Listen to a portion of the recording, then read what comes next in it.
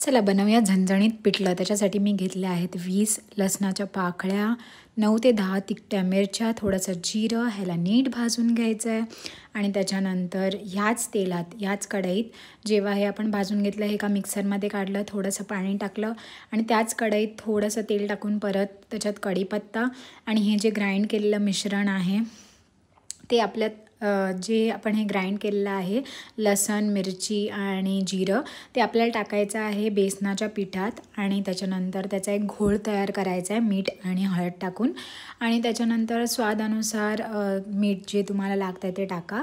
त्याच्यानंतर हे जे मिश्रण आहे ते त्या गरम कढईत टाका आणि हे नीट हलवून घ्या. तुम्ही कांदा देखील भाजू शकता गरम तेलात आणि त्याच्यानंतर हे मिश्रण टाकू शकता, पण हे असं पण तुम्ही ट्राय करून बघा. हे खूप झणझणीत आणि यम्मी यम्मी लागतं. हे नक्की ट्राय करा. वरतून मी कोथिंबीर टाकलेली आहे आणि हे गरम गरम आम्ही तांदळाच्या भाकरीसोबत खाल्लेलं आहे. बाय.